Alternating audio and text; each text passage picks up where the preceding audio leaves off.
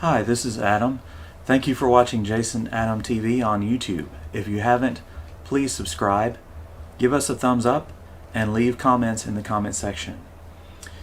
Today I'm going to be commenting on a video by Cyrus Jansen, an American who has evidently been a go-between for businesses between China and the US for about 15 years, and he has made a video on YouTube titled, "What Does Freedom Mean in China?" So this should be interesting. A white American male is going to explain to us what freedom means to Chinese people, supposedly. So yes, he's an American expat who has lived in China, and also I think currently he's living in Vancouver, British Columbia. And so I looked up, I didn't want to spend too much time looking up information about his life. That's not really that interesting to me, but I did look up the city Richmond. Must be a suburb of Vancouver that he lives in. It's in the top 7% of the most expensive cities to live in the world. So evidently the man is doing well for himself. All right, so we're going to get into this video, and we're going to... His name is... Cyrus Jansen. Yes, I mentioned his name already. Okay, so yeah, his name is Cyrus Jansen. He's got his own YouTube channel and his own Facebook page. All right, so let's get into the video and see what he has to say. What does freedom mean to Chinese people? It's an interesting question, and I guarantee you it's not as easy as you may think to answer. And the reason for that is that freedom means different things to different people around the world. Okay, that's a fair comment. Freedom does mean different things to different people, but I think most people could agree that freedom means being free from subversion and having the ability to have free speech. Those are two common tenets of freedom that most people would agree on. But let's see what he has to say. Don't believe me? Well, take a look at this image that was taken a couple of months before the 2020 presidential election inside the United States. Now, the owner of this vehicle was obviously... Okay, so this is supposedly a picture taken inside the U.S. before the 2020 presidential election, and it does contain some profanities about former President Donald Trump. Oh, Ping Lin Wan said good morning. Actually, it's good evening in Taiwan, but good morning to you. You must be on the other side of the world. Thank you for watching Jason Adam TV, and we appreciate your comments. Dana Ho sent hearts and thumbs up. Thank you for your comments. Okay, so let's see what this picture has to do with the definition of freedom. Not very happy with then President Donald Trump and decided to take it to the extreme by printing out some profanities and placing it on the back of his window. Now, recently somebody sent this to me and said, "Cyrus, this is a great example of why America is the best country in the world. In America, you have the ultimate freedom to do whatever you want to do. If you want to disrespect your leader, you can do that, and you can even put it on the back of your car." Okay, yes, I would agree with that. We can disrespect and do disrespect our leaders if we feel that they have earned the disrespect. Now, I would say most Americans would not express their discontent in such a manner as the person in the picture did. But it's fair to say that most Americans believe that this is an example of free speech. He sounds like a priest.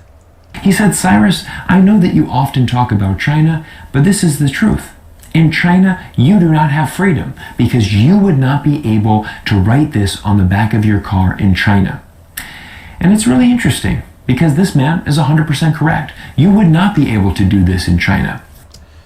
Okay, I would agree with that. You definitely would not be able to disrespect Xi Jinping or the other Communist Party leaders in that way in China. One thing I'd like to note is this guy has the voice of a minister or Priest. a clergyman, yeah, a priest. And I should know because my father was a minister for many years, and I grew up going to church every Sunday and every Wednesday. So he has the influential voice of a pastor or a minister or a clergyman, and it is an influential voice. He sounds like a very rational person on the surface. So let's see what else he has to say. But there's something that he does not understand, and that is the fact that almost no Chinese person would ever want to take it to this extreme, and no Chinese person would look at this action and think of that as freedom. Okay, hold up a minute.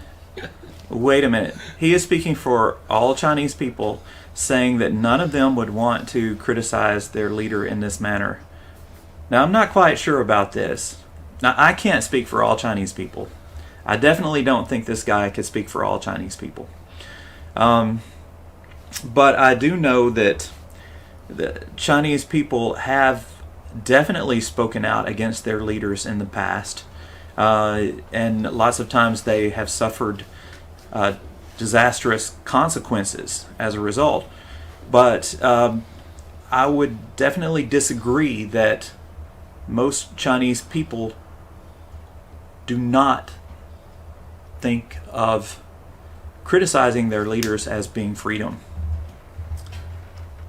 And it's really important that we take a step back and look at the cultural aspect when we're Okay, here we go. The cultural aspect. And if you've been looking at the official stories that have been coming out of China, China has tried to frame its disagreements with the West as being cultural differences. And this has been reiterated over and over again by the Communist Party. They're trying to conflate culture with the policies of the Communist Party. So this guy is trying to say we need to step back and look at the Chinese cultural aspect when we're talking about freedom. So let's listen to his explanation of what Chinese freedom is. talking about freedom. Now, as somebody that has been doing cross-border consulting and business between North America and China for over 15 years now. Okay, so he's a business consultant, and he's been consulting with Chinese businesses for about 15 years. That makes him probably an expert on business consulting, international business consulting. It does not, however, make him an expert on Chinese culture. This is something that I deal with on a daily basis. How do we foster better relationships between the West and China? Hold up, wait a minute. We were talking about freedom and the Chinese idea of freedom. Now he is talking about fostering better relations between the West and China. I don't quite follow the logic, but maybe I need to listen a little bit more.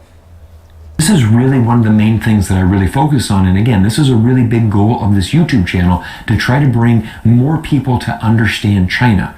China is incredibly complex.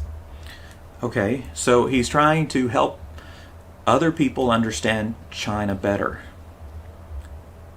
But he's doing this by speaking for all Chinese people when he tries to say that no Chinese people would view expressing disgust with their leader as being freedom. And I've met Chinese people before, and I have to say I've met many Chinese people who have expressed discontent with their leader before in times past.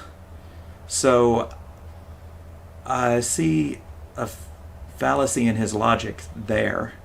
But let's see what he has to say about China being incredibly complex. I would agree there. as any large country is, very complex in nature. But if we look at America, we can generally say that America is a country that is focused on individualism. Me, myself, and I, my individual freedoms is more important than anything else. Okay, he just said that China was a very complex country. Now he is overgeneralizing about another incredibly complex country, which is the United States of America. And anyone who's lived there can tell you, it's a very diverse place, as I'm sure China is also. And there are many different points of view, many different ideas, but he is trying to boil down American culture into one idea, which is individualism, when in fact individualism is just one facet of American culture, one small piece of American culture. So I don't get how he can say that China is complex but America is simple. They're both large countries. They both have a diverse population, a very diverse population. This is really what is happening in America. And we contrast that with China, which is much more about the society. Okay? It's much more about collectivism. This is, of course, what socialism means. And a great example of this could be how you introduce yourself in both America and China. Okay, so he is saying that American culture and individualism is the opposite of China, which values collectivism. And I would say, on average, that's true. They do, Chinese people on average value collectivism more.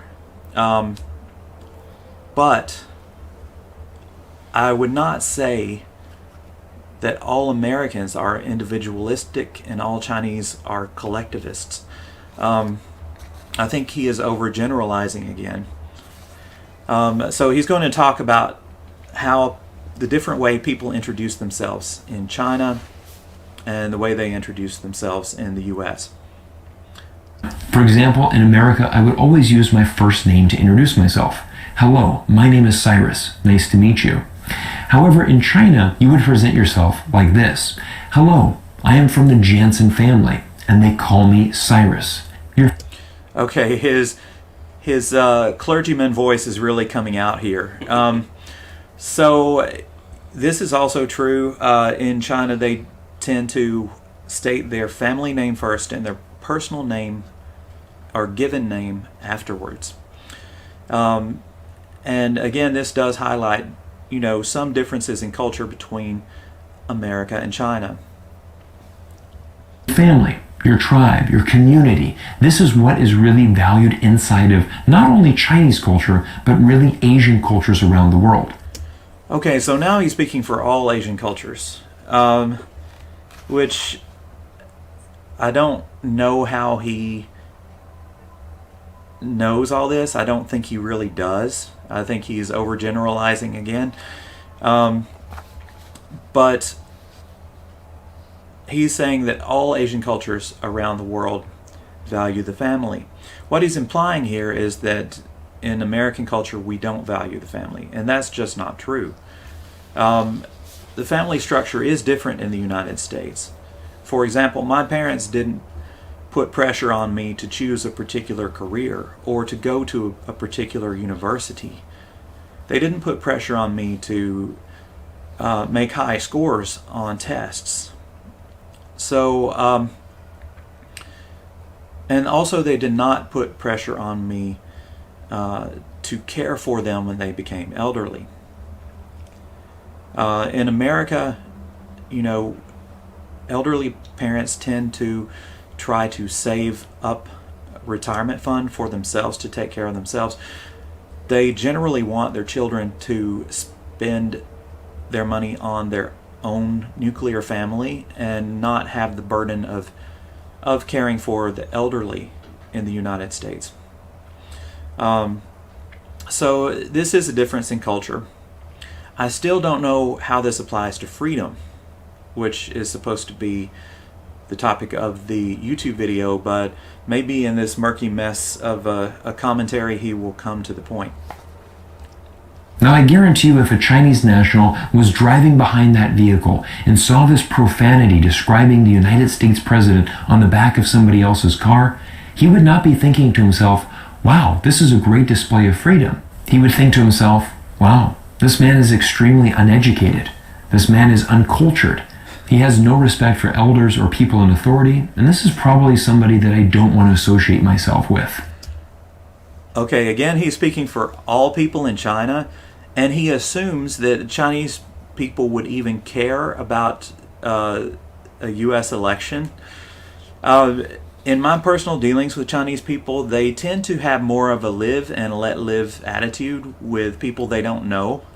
They tend to have a it's none of my business attitude when it comes to things like that. At least in my experience. I'm not trying to speak for all Chinese people as this man is, but I think in Taiwan, if someone were to see this message on the back of a car, they would probably think it odd, but they wouldn't think that this person is uneducated. They wouldn't immediately jump to conclusions about this person's mental well-being. So again, he's overgeneralizing, and he's trying to speak for an entire foreign population of a country that he's maybe lived in for a short time. But again, I've lived in Taiwan for 20 years. I would not deign to tell you what all Taiwanese people think, because I know that I can't. It's impossible. I'm not Taiwanese. I didn't spend my childhood in this culture. There are still a lot of things that I need to learn. But this guy has declared himself an expert on what all Chinese people believe. Okay, let's continue. Insulting your leaders and disrespecting people in higher management positions is something that is not valued as freedom in China, let alone any other Asian country. Whoa, hold up. Wait a minute. So he is saying that disrespecting your leader, or now he's moving into the business world. He's saying disrespecting your manager, the person above you in the management structure of the business, is not valued as freedom in all Asian countries. This is demonstrably false. You could just look at Myanmar, where the people have been fighting against the government for a long time. Look at Hong Kong, where millions of people came out to protest the government until they were beaten and tear gassed by their own government. Just look at many different Asian countries. They have disrespected their leaders because they have had horrible, some countries in Asia historically have had horrible leaders and very vicious, vile leaders. And is he saying that we shouldn't be able to criticize these despotic leaders, these cruel leaders? Is that the message he's sending here? Is he trying to say that all Asian people are sheep that just follow their leader? I find that insulting, and I'm not Asian. As I'm sure many Asian people would find that insulting, especially coming from an American living in Canada right now. I'm sure the people in Hong Kong who fear being cracked down upon for their political views would take offense at this man's views. Go to Japan, Korea, Malaysia, Singapore, try to do something like this, and again, you will see yourself with a very big cultural difference. Japan, Malaysia, and Singapore? Really? Is he trying to say that people in Japan, Malaysia, and Singapore don't dare express discontent with their leaders? This is, of course, false. I mean, a quick Google search will show you that this is false. but his manner of speaking is so, eloquent, and he enunciates very clearly. He sounds on the surface logical, but he is spouting a lot of nonsense. But let's go ahead and answer that question. What does freedom mean to Chinese people? Well, every day I get dozens of emails from people all over the world and really wanting to share some of their stories. One of my newest Patreon subscribers recently sent me this email where he decided to share what freedom means to him as a Chinese national. Freedom to me means the following: a roof over our heads, food on the table, good quality sanitation, access to affordable health, transport, and education, living in a safe and secure environment.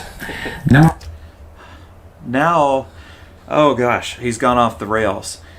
Now someone said, one of our commenters said, I see dollar signs in his eyes. I would agree. He is basically making an advertisement for the Communist Party in this this comment about one of his Patreon subscribers, who is probably a member of the CCP, but we don't know. It could be anyone. He just said a Patreon subscriber. He claims that this man is a Chinese national, but even he probably doesn't know for sure. So, according to this Patreon subscriber, who is supposedly Chinese, this one subscriber described freedom as a roof over your head, food on the table, good quality sanitation, access to affordable health, transport, and education, and living in a safe, secure environment. So he's insinuating that China has these things, which I'm not sure of. I'm not sure about the good quality sanitation, the access to affordable health care. And even though most Chinese probably do have access to education, it is definitely not a free education. I read recently that Xi Jinping thought is being taught in schools now in China. So he is saying that freedom is meeting basic needs. I don't think that's anyone's.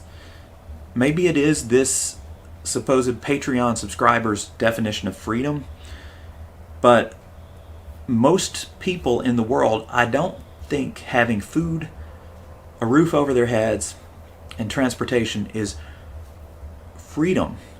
Those are their basic needs. Just basic needs. Clean water, food, a roof over your head. Those are basic needs. Those things don't mean that you are free. But again, this guy hasn't been logical throughout his speech. Improving citizens' lives, providing better pathways to jobs and a more secured future, investing in infrastructure. We all know that this has been a very big thing for the Communist Party of China over the last 30 years. Now, it is fair to say that China has invested a lot in its infrastructure in the last 30 years. And the reason that they've had the money to do so is because they've opened up to capitalism. They up until recently, they adopted a more capitalist business model, and this resulted into the influx of foreign money into the country, which allowed them to beef up their infrastructure, and they have done so. And it hasn't always been good. There have been numerous examples of projects that were marred by malfeasance, by cronyism, by giving jobs to friends and family rather than to the most able bidder. But he is trying to say that these infrastructure projects equal freedom. He's trying to sell people on this idea that having clean infrastructure, having new infrastructure is equal to freedom. I'm not buying it. I've documented on many videos the amazing poverty alleviation that China has been able to achieve over these past 3 decades. And I'm going to give you Poverty alleviation in some parts of China, yes, but there are still many parts of China that are living in poverty. And I would argue that with a more fair representation in government, the Chinese would even be living in a more equal society today. Of course, that's conjecture. But he is trying to say that the Communist Party has done all these good things for the Chinese people. And basically, he is repeating the same information, false information that the Communist Party has been trying to put out in Western media for a long time now. He's just doing it in a more eloquent way than their earlier attempts. An example of how this really impacts the daily lives of citizens in China. Take for example this tweet that was sent out from Danny a couple weeks ago. This is a train station in Guangzhou versus a train station in New York City. Okay, so he is basically saying here, look at this picture. If you give up your freedom, or if you give up your free speech, and you give up your freedom to vote for your representatives, and give up your freedom to change your government peacefully, then you can have this very ultra-modern, clean train station. I mean, really, who would make that trade? Not me. But who knows? I have never ridden the New York subway. This could be one of the worst stations on the subway system in New York. I was there before. It wasn't that bad, okay? Okay, so my partner Jason traveled to New York City in late 1990s, and he stated that the subway system was not quite that bad. So probably this is picking and choosing here. This poster on Twitter probably picked one of the cleanest, newest train stations in China, and then compared it to one of the oldest, most rundown subway stations in the United States. So this is, picking and choosing what sides you want to present of China and the U.S. This is definitely not the U.S. I lived in when I lived in the U.S. So this is anecdotal evidence. And again, he's basically saying, well, if you give up your freedom of speech and your right to vote, you get a shiny new train station. Woohoo! USA. Let's take a look at these pictures in more detail. Again, this is a very common sight that you'll see in subway stations all over China. It doesn't have to be Guangzhou, you can be in Shanghai, Beijing, Chongqing. There are dozens of cities with high advanced metro systems, some of the fastest and most advanced bullet trains around the world. If you are going to grow your local economy, you need to invest in infrastructure. And unfortunately, this is something that the United States does not do. Okay, so here I can see him directly targeting young millennial Americans who are disillusioned with the job opportunities and also the infrastructure in the United States. And I would agree to a certain extent that the U.S. does need to improve its infrastructure. And I think that President Biden has taken a big step in that direction with his most recent spending bill that was passed, that he signed into law. So yes, it is a fair criticism that there are many aspects of U.S. infrastructure that need to be upgraded. But is it something that Americans are willing to give up freedom over? I would say no. Most Americans are not willing to give up their freedom of speech and right to vote and right to select their representatives in government through peaceful means in order to have shiny new train stations. This is an actual picture of the Chambers Street subway station in New York City. And this is something that the United States simply does not prioritize. We do not prioritize reinvesting into our infrastructure. Go to our airports, go to our subway stations. Many of them are completely run down, very far behind. Now, I've been in several airports in the United States. While I don't particularly like O'Hare or some of the other airports, they are not exactly run down either. So this is an area where the U.S. could improve, but by far, America is not a country in decline as the Communist Party wants to paint that image. And he is really parroting what the Communist Party of China is saying. And that is, you know, if you give away your right to vote, if you give away your right to choose your government and your freedom of speech, then you can have all these nice shiny things and better job opportunities. And of course, this is not true. But to a disillusioned young person who has trouble finding a job, it might look tempting. In quite simply, there's just not enough budget or time to get these projects done. And it's really sad for me as an American citizen because our federal budget spends over 53% of it on military expenses. Now, I think that sounds a bit high. I'm not sure that the U.S. spends quite that much money. I do know we spend more than any other country on our military. And there are many people in America who have criticized that within America, and many people outside America that have criticized the amount of money that we spend on our military. But again, America is far from collapse. And America does spend money on infrastructure. It probably doesn't spend as much as it should.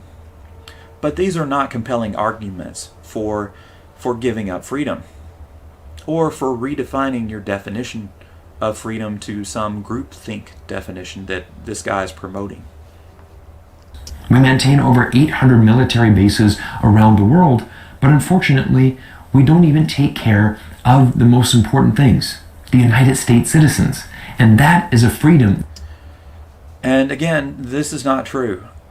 People in the United States have free access to clean drinking water in most cities. Of course, there are outliers. There are some cities that need to improve their infrastructure. But again, America is a collection of states. The federal government sets guidelines that the states need to follow, and sometimes the states measure up to these guidelines and sometimes they don't. But he is trying to say that spending on infrastructure is a freedom. And it's not. In no one's definition is spending on infrastructure freedom. So this is a logical fallacy that many Americans are actually missing. Take, for example, this tweet that was sent out in August when the United States decided to suddenly pull out of Afghanistan. Okay, another random tweet.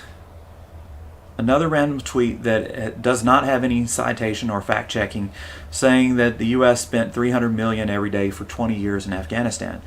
We probably did spend quite a bit of money, billions and billions of dollars in Afghanistan.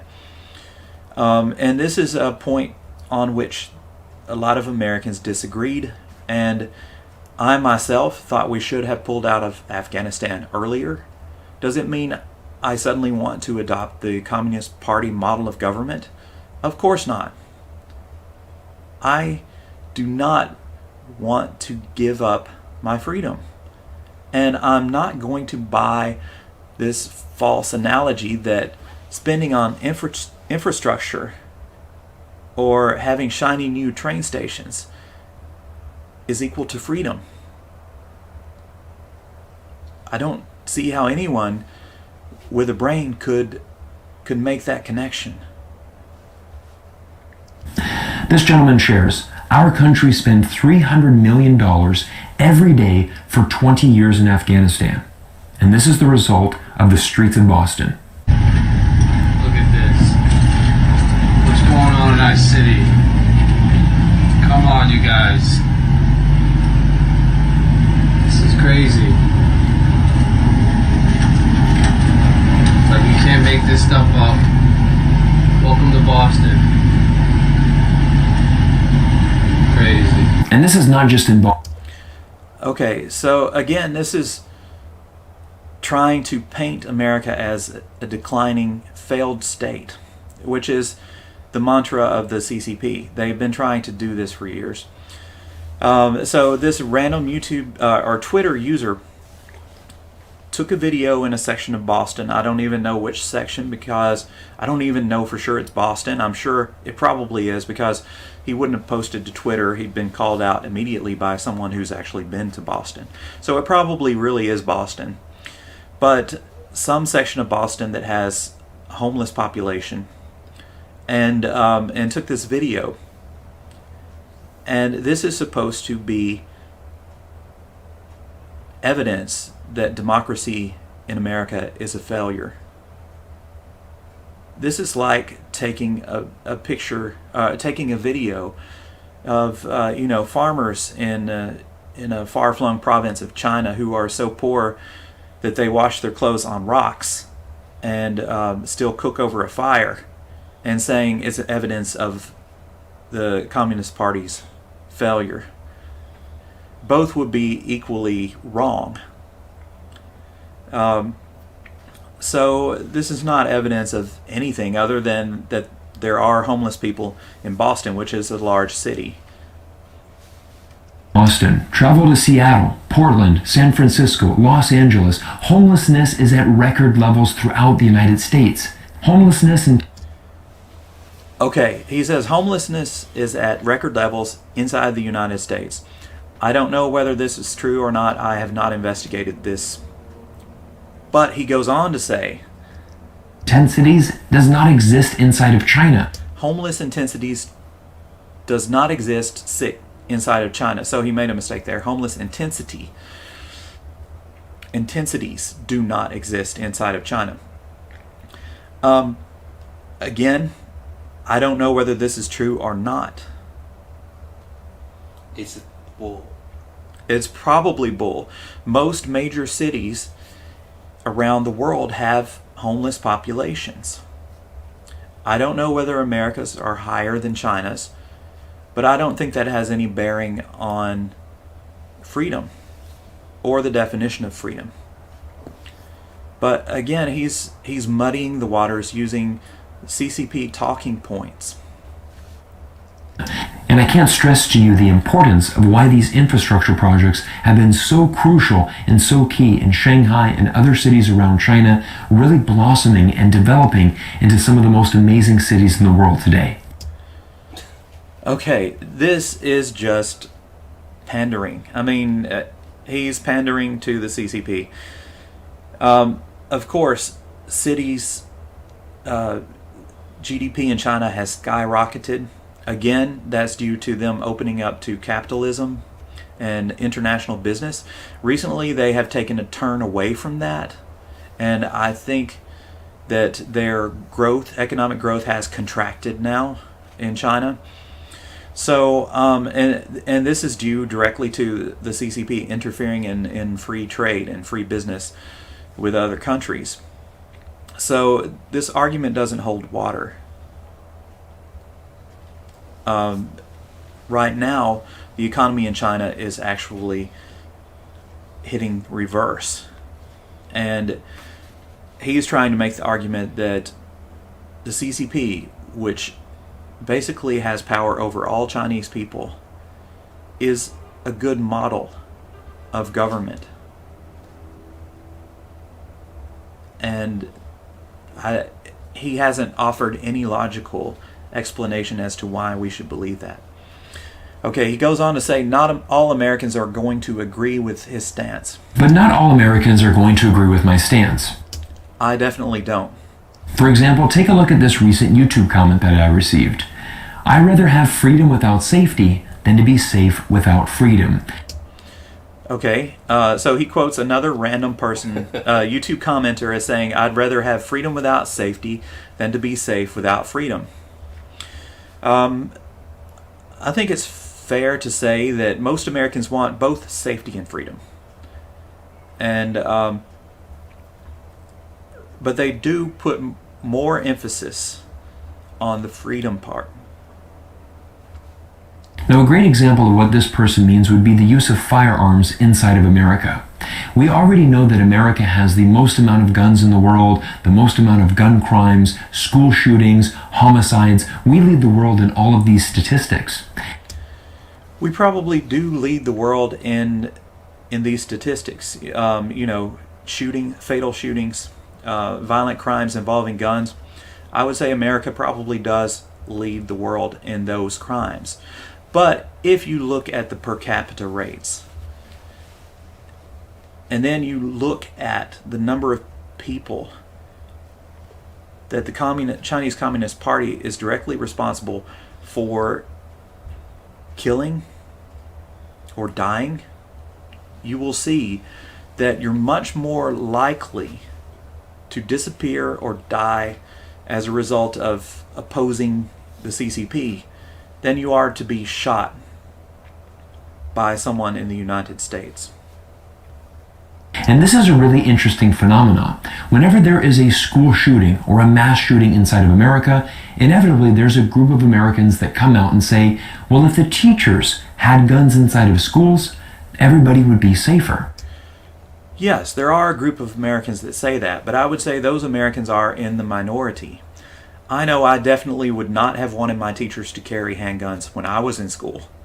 My teachers were elderly. They probably didn't have good eyesight, and many of my teachers were elderly, probably didn't have very good eyesight, and they might have shot one of the students instead of the, and back when I was in school, school shootings were not at all common. So you could argue that the proliferation of guns in America has led to this increase in shooting deaths in America. And this is a topic of debate within America.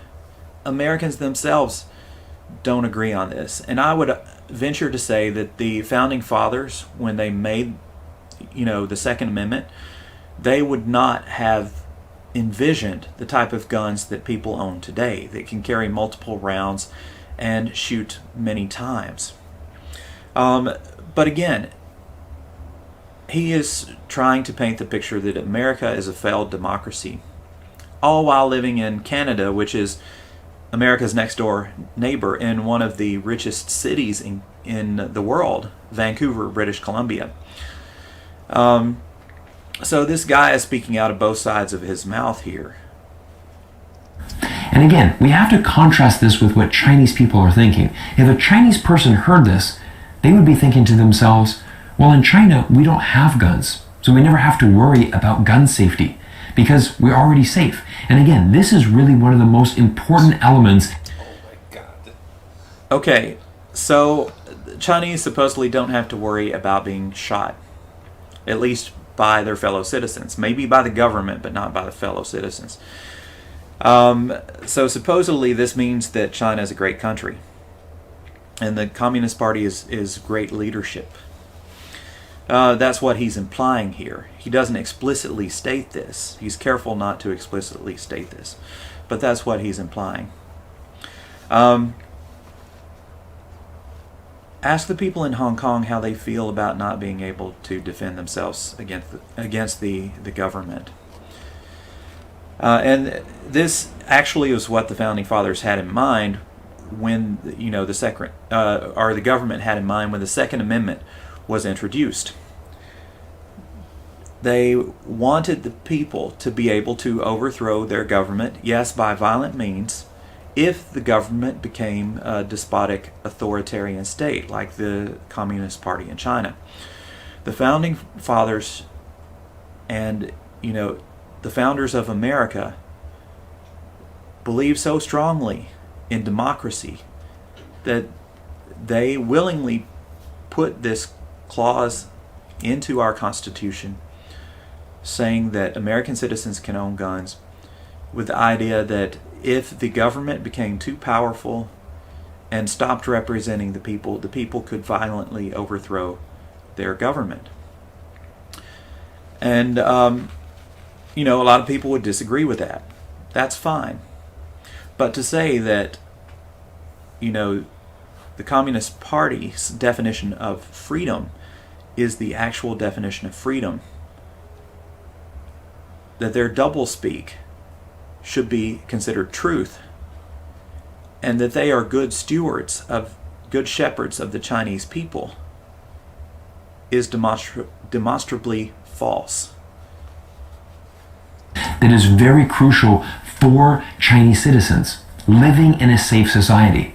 Now in China, you're going to have more surveillance. In China, you're not going to be able to have this personal freedom of owning a firearm. But the interesting thing is that you don't need one. Whereas in America... So he's saying, in China, Big Brother will take care of you. Don't worry about voting. Don't worry about your safety. The government has all these things covered.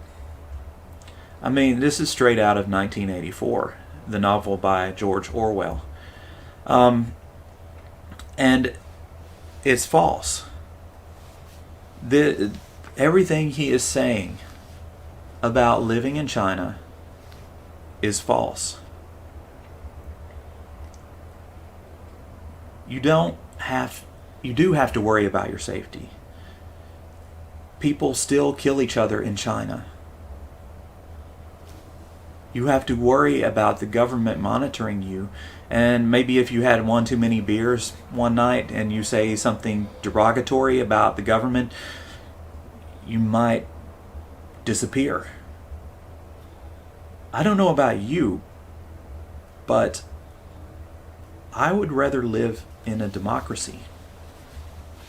Many American citizens feel that they have to have a gun in order to be safe. And again, this is why I keep reiterating this point, that so many of the problems that exist between America and China really do boil down to cultural differences. Okay, now he's getting back to the point where his conversation about freedom digressed in the beginning. He was talking about the definition of freedom. Then he tried to say that cultural differences are the reason why Americans don't understand the Chinese concept of freedom, when in reality what he is explaining is not the Chinese cultural concept of freedom, it's the Chinese Communist Party's concept of freedom. And I really don't believe even Communist Party members think that it's freedom. They just want to sow confusion and dissension among people around the world. And also, in this period of woke society, they want to try to say that people who don't agree with the Communist Party's definitions of freedom are bigots. They're trying to conflate, disagreement with the Communist Party and bigotry. And so this is propaganda 101. This is, completely illogical. And I have a feeling this guy is intelligent enough to know that what he is saying is illogical and untrue. But I have a feeling he's been being paid rather well for his videos. And also, when I did a quick Google search earlier, I saw his name mentioned in a lot of Chinese state media. He doesn't appear that often in Western media, but he appears quite often in links from Global Times, which is the Chinese state-run media operation. Also, China Daily, which is a state-run operation. So yeah, I have a feeling this is quite lucrative for this Cyrus Jansen to spout these illogical statements and untrue statements. But for some Americans, there's one point that always comes up, and I'm going to address that as well. Cyrus, then why not give the people of China universal suffrage, the right to vote and to choose their own government? That's freedom. That is freedom according to the majority of citizens around the world, and most dictionaries and encyclopedias that I have checked. That is one of the definitions of freedom, the ability to choose your own representation through universal suffrage in government. So I can see by the expression on his face, he is going to try to tell us that that the right to vote is not freedom. Let's listen. Now, this is a really interesting thing, and this is something that I've heard from a lot of Americans.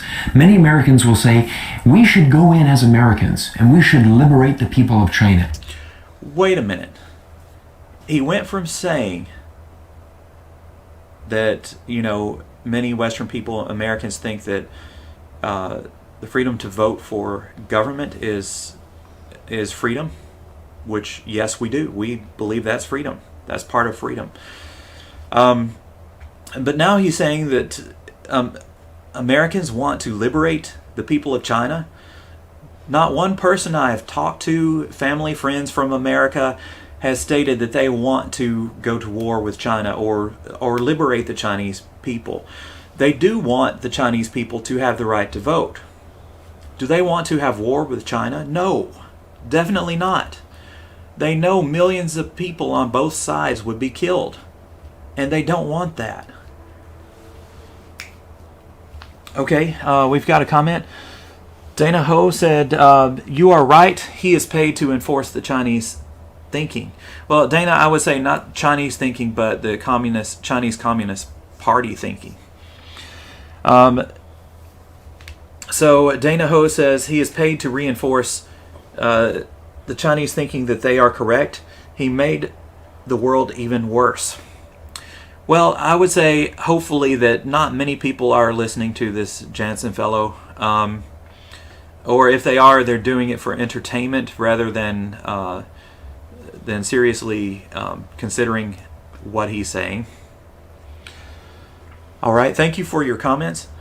But again, I will reiterate, not one of my American friends or family members have said that they want to liberate China. They would love for the Chinese people to have the right to vote and to have the freedom of speech. But they don't want the U.S. to go in there and colonize. This idea that the U.S. is trying to colonize China or any other Asian country is ridiculous. Colonization ended long ago. Countries don't do colonization anymore. And definitely, the Americans know that a war with China would be very, very costly in lives and livelihoods and money for both sides. And I really don't think the citizens of either country want that. The citizens of China and the citizens of America do not want war. What the American citizens would like is for Chinese people to come to their own understanding of, freedom and attempt to gain that for themselves. But they don't want war with China. So again, this is a false statement that this man is making. Give them democracy and give them the ability to choose their own leader. That is the ultimate freedom. No, taking over someone else's country is not the ultimate freedom. Now, democracy, the right to choose your own government, the right to speak freely without worrying that you'll disappear, is our idea of freedom. But I don't want that imposed on people, because I feel that for lasting change to occur, it has to come from within. And I've said this before in my other videos. The Chinese people themselves will have to rise up and change their government. It's not going to happen any other way. And if it doesn't happen, then I feel sorry for the Chinese people. But I would not support a war against China. The only way I would support a war against China is if they attacked my home country, and or one of its treaty allies. If China attacks one of the allies of the U.S., then America is duty bound by the treaty to protect those allies. And so if China were to try to colonize its, go on a colony rampage itself, then I think, yes, if they tried to colonize an American ally or to directly attack the United States, I would be behind a war, but only then. And I definitely don't think America has America does not own the market on democracy. And any democracy within China would have to take Chinese culture into consideration. Is Chinese culture anti-democracy? No, it's definitely not. And definitely a white American citizen male cannot define democracy for the 1.8 billion, or I've heard from some sources maybe 1.4 billion population of China. It's impossible. But again, let me shed some light on this. The 2020 presidential election in the United States received the highest voter turnout. 67% of eligible voters in America voted in the 2020 presidential election. That was the highest percentage turnout in over 100 years in America. But what that still means is that 1 out of every 3 Americans decided not to vote. Okay, so I guess what he's trying to imply here, he goes on to say, if voting for your leader was truly the most important thing for people's freedom, why didn't more people vote? So he's trying to say, because 1/3 of Americans did not vote, voting is not important. And that is a huge logical fallacy. There could be many reasons why these people didn't vote. Maybe they were incapacitated. They were unable to vote. Maybe they voted but their ballot was lost. Some of them. I don't know. But trying to say that because 67% of people in a country voted, then we should all give up the right to vote is crazy. Again, he doesn't say this directly, but he is implying that the Chinese system, the Communist Party of China's system, is much more efficient, and that voting is not really necessary to have freedom. And again, this is completely false. If voting for your leader was truly the most important thing for people's freedom, then I think you would have 100% of people voting. Do you want to know who one of the 33% was? Myself. I did not vote in the 2020 presidential election. I was registered to vote, but ultimately could not cast a vote because I did not want to support Donald Trump and I did not want to support Joe Biden. Okay, so this guy didn't like Trump or Biden, and he didn't vote. That's his right as an American citizen. You don't have to vote. You're not forced to. This comment is interesting. He said, what is voting, Chad? What is vote? Well, look in the dictionary. It is the right to select a representative to represent you and your interests in your country's government. Okay, so Jason pointed out a comment earlier. Anne said, I'm Chinese and I'm even afraid to speak out what I really think in the Western internet. I'm afraid that they are also watching me. Well, yes, China is watching its citizens worldwide, and I've read several news articles about this.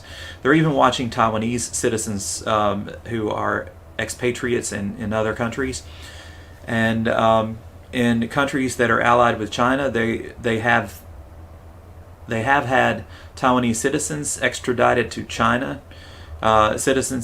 Taiwanese citizens who were charged with crimes in foreign countries have been extradited to China, and that's in countries that have close ties with China. So yes, quite possibly, if you're Chinese, the Chinese, or even me, the Chinese government probably has a file somewhere on me. As small a player as I am, I don't get paid big money to comment on these videos. I still have a full-time job, and I'm commenting my real opinion. I'm not being paid to give someone else's opinion, as I suspect this man is. Mr. Jansen. So he didn't vote because he had the freedom not to, and he didn't like the two candidates. Still don't see what this has to do with freedom, except to highlight the fact that he has the freedom not to vote if he doesn't want to. I was frustrated with the two options that I was given, and I know that I'm not alone. 33% of Americans said, you know what? I'm so frustrated that these are the only two options that I have. What's the point? It's not important to me. I'm not. Okay, now he's saying that the 33% thought that they didn't like either candidate. Well, that might be true for some of the 33% that didn't vote. For others, it's not true. And we'll never know for sure exactly which ones were just frustrated with the two choices given, or which ones were, incapacitated or otherwise unable to vote. Not going to vote. And this is where I am, and I know many of my fellow Americans are. Do you want to know another country that doesn't allow its citizens to vote for their leader? Canada. In Canada, Okay, he is being deceitful here. While Canada doesn't directly elect its prime minister, it does directly elect the people who select the prime minister. And that is still a form of democracy. So he is trying to say that Canada is comparable to China. And one of the articles that I read, the one that was not in Chinese media, stated that this guy, Jansen, was trying to report the Chinese side of the Guangzhou court case in Canada. He was trying to illegally film inside the courtroom or courthouse, and he was giving the Chinese version, the Communist Party's version of the events surrounding the Guangzhou trial. If you don't know, she was the CFO of Huawei, who was incarcerated in Canada for a period of time, and he criticized the Canadian government as basically being a puppet for the United States. So now he's trying to compare this country that he criticized with China, as if the Chinese people had the freedom to elect members of the Communist Party. It's just ridiculous. It's insulting. Citizens actually vote for their local member of parliament, who then go on to vote for the party, and the party is elected to become the governing party of Canada. And whoever the party elects will then become the Prime Minister of Canada. So he's explaining the parliamentary system like we're kindergartners. And like we don't already know these things. So yes, the people in Canada don't directly vote for their leader, but they vote for everyone who has a role in picking their leader. Justin Trudeau is the Prime Minister of Canada, and there's not a single Canadian citizen that voted for Justin Trudeau to become the Prime Minister of Canada. Every country has a different system, and it's really important that every country find something that is suitable for its citizens. On the surface, this seems like a reasonable statement. Every country needs to find something that is suitable for its citizens. And I would agree, but I would say that the citizens themselves need to, through democratic means, through voting, find that system on their own, not to be dictated by a small group of elite people in their country. And that is where I certainly disagree with this man.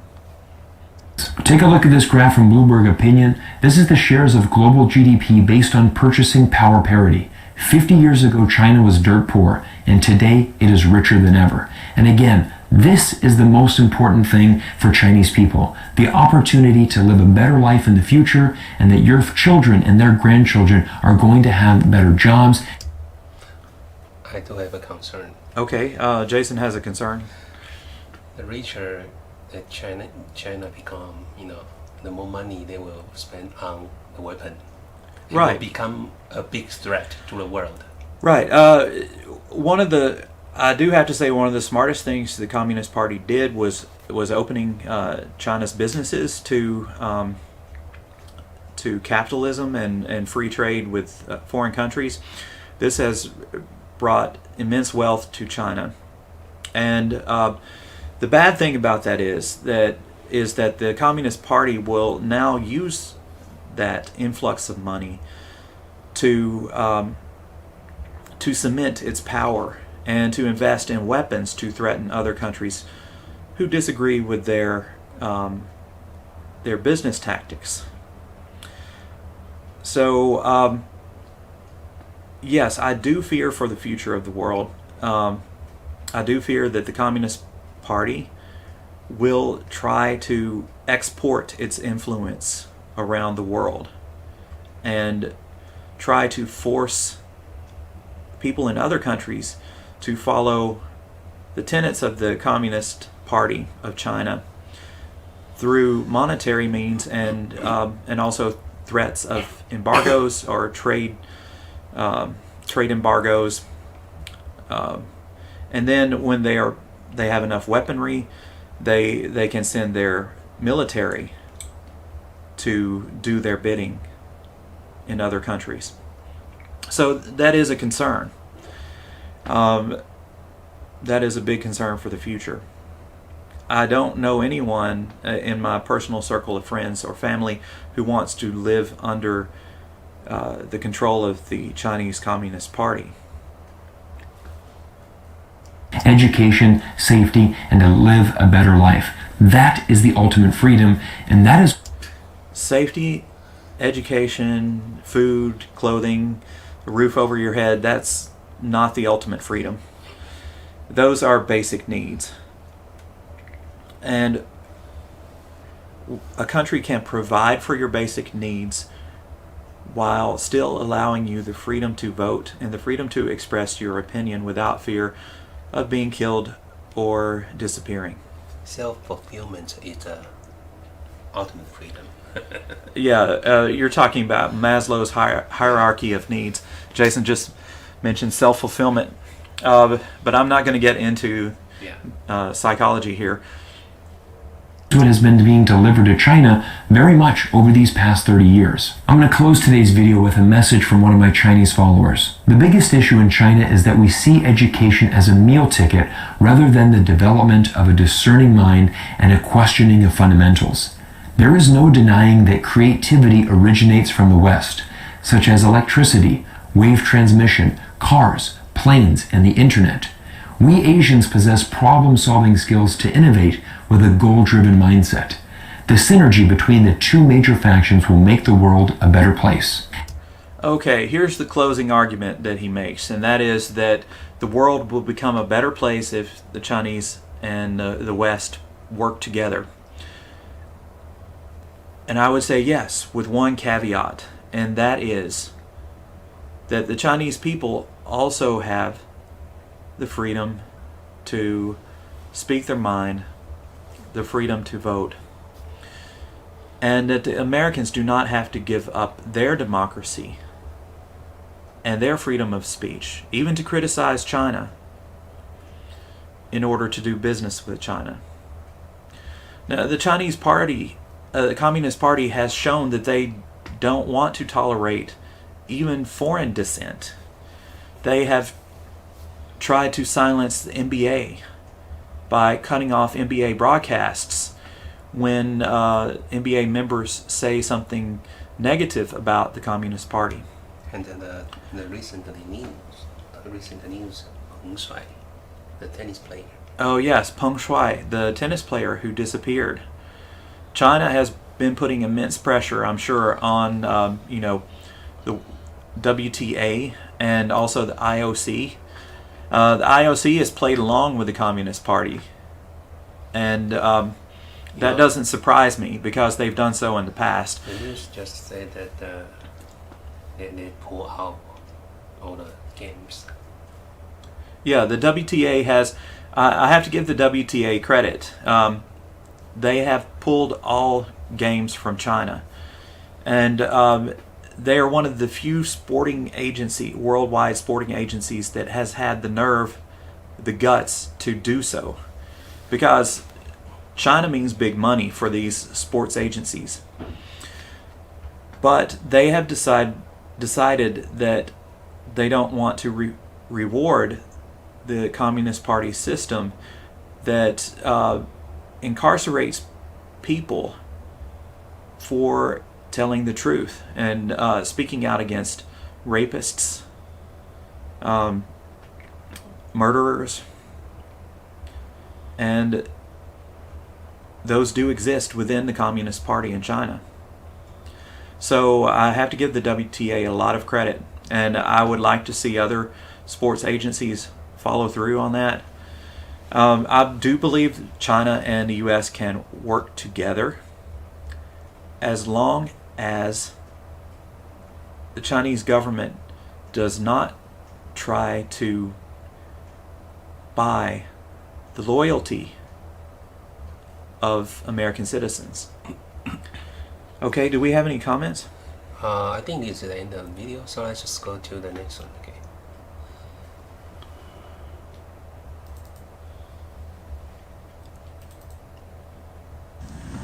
我后面是习近平的头像。 You want to talk about this woman?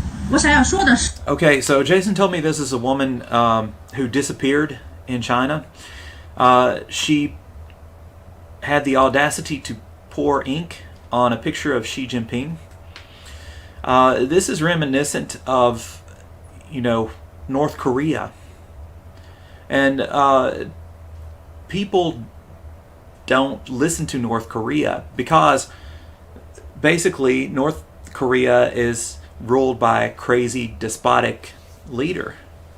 And North Korea is poor, it doesn't have any power.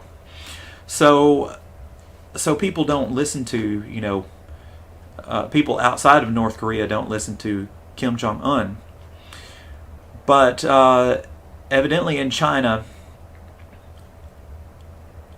people disappear for doing things like this. In America, it would be considered your right of protest, peaceful protest. So anyway, let's see what the woman does. 是我以实名制反对习近平独裁专制的暴政，对他恨之入骨。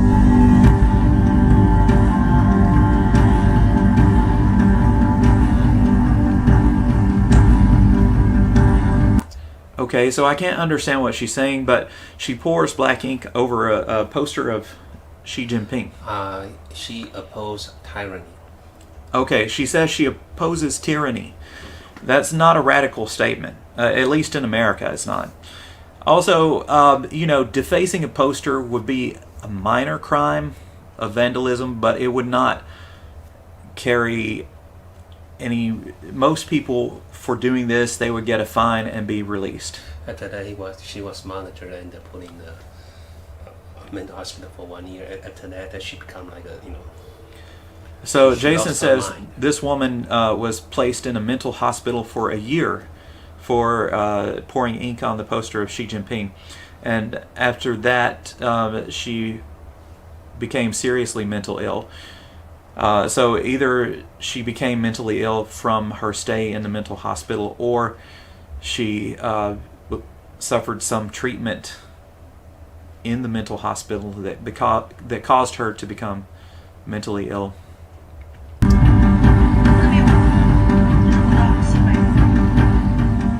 反对习近平专制暴政，就通过他了。我看他能把我怎么地？习近平，我在这里等着你来抓我。我就一个人，反对中国共产党，反对共产党独裁暴政专制。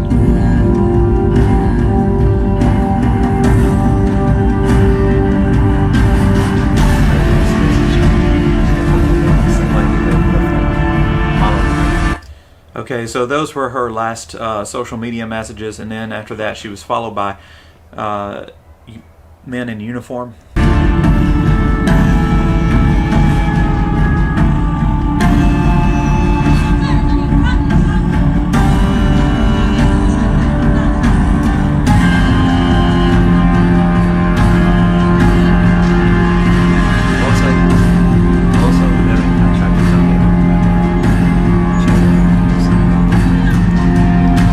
Okay, so many Americans tried to contact this lady, but China would not let her communicate with the outside world.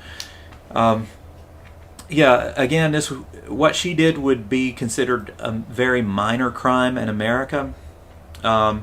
She wouldn't get any jail time. She would probably walk away with a fine. And this woman suffered in a mental hospital for over a year and was not allowed to speak with China's most famous outside world. Okay, this next. Okay, is the owner of Apple Daily. You know that the song phrase you try to make poking fun. Okay, so this next clip is about the owner of Apple Daily, and you know the threats that he received from the Chinese government.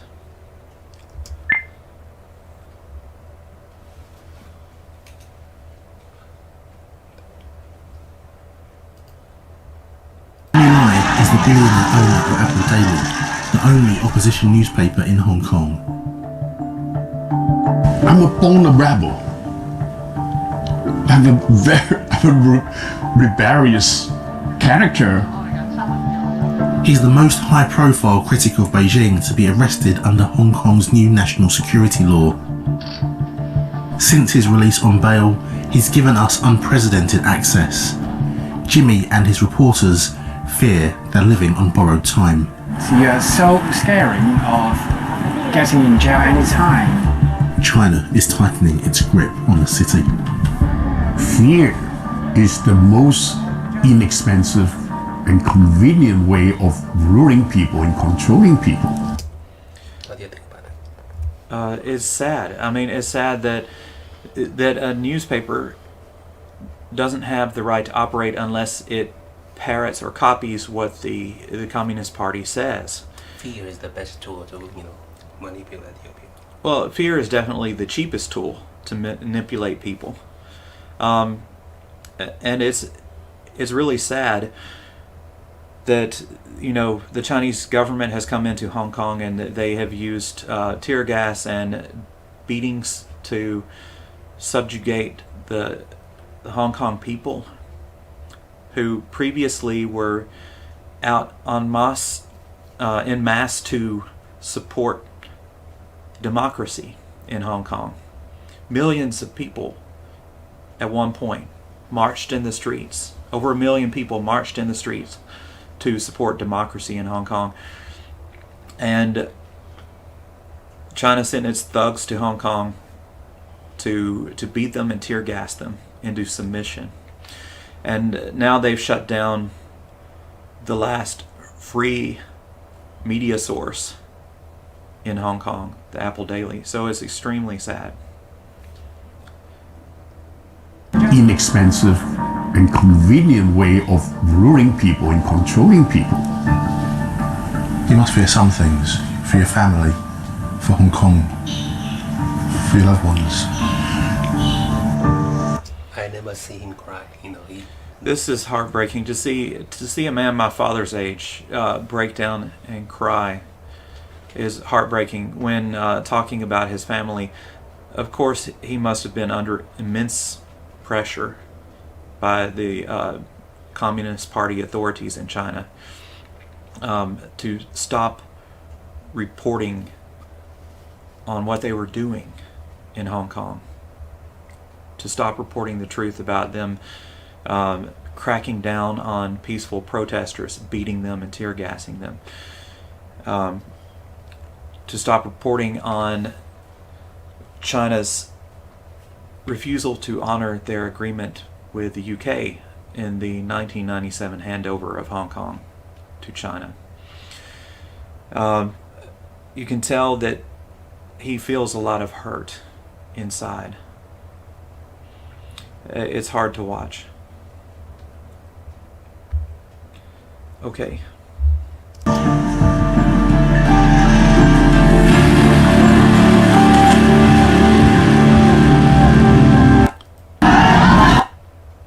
The last one is Liu Xiaobo.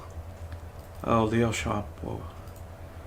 China's most famous, most influential dissident has died of cancer. the winner of the Nobel Peace Prize, had for decades been fighting for a more democratic, more accountable country. Liu Xiaobo was a literary critic who joined the 1989 protests in and around Tiananmen Square. Seen here on the right, he's credited with negotiating safe passage for many students out of the square before the movement was crushed by the People's Liberation Army, leaving an unknown number of dead. But for his involvement in the demonstrations, he was jailed for the first time for 19 months. However, his multiple incarcerations didn't deter Liu Xiaobo, and in the year of the Beijing Olympics, he and other dissidents wrote a manifesto advocating sweeping changes to China's political system, called Charter 08. 是这个运动的一个幸存者，而那么多比我们更年轻的生命都已经无辜的死了，我要为这些亡灵得到一个公正。 Charter 08 was too much for the Chinese Communist Party. He was taken away yet again. This time he got an 11-year sentence for inciting subversion of state power. He was in prison when he won the Nobel Peace Prize. The Chinese government recently released these images of him there as a way of showing he was being well treated, but his health was gradually deteriorating. After being diagnosed with terminal liver cancer, he was moved to a hospital in June this year, where, despite international condemnation, he remained under guard. However, his wife, who's been under house arrest, was allowed to visit him there. The Chinese government may not have been able to stop him, but in the end, the cancer did. Yet Liu Xiaobo's writings, his thinking, and his vision for China will take a lot more effort to snuff out. Okay, so this illustrates really how fragile the Chinese Communist Party is. This man was a peaceful man.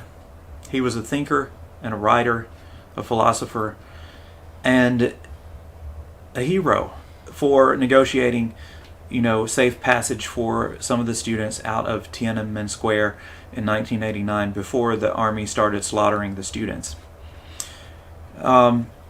It's a travesty that this man was imprisoned, and a travesty that he was not even allowed freedom when he became terminally ill with cancer.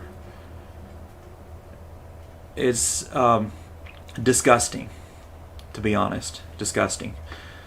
And I do have a visceral reaction many times to the things that the Communist Party of China has done in order to cling to power.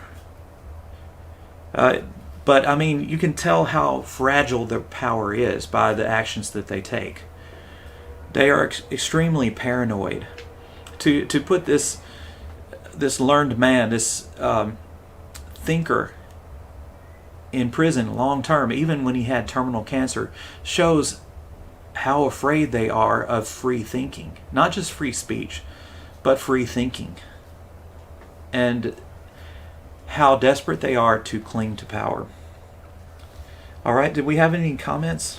Most of them are Chinese, so I think we still have much more to say next week. So alright. Okay, so yes, next week I will continue to speak and on Jason Adam TV on YouTube. So we appreciate you watching our channel. If you haven't, please subscribe, give us a thumbs up, and leave some comments. I can't read the Chinese comments, but Jason can translate for me. So we encourage you to leave your comments on our channel. And we'd like to thank you for watching us. Okay, we'll see you next weekend. Thank you. Thank you for watching. Bye-bye.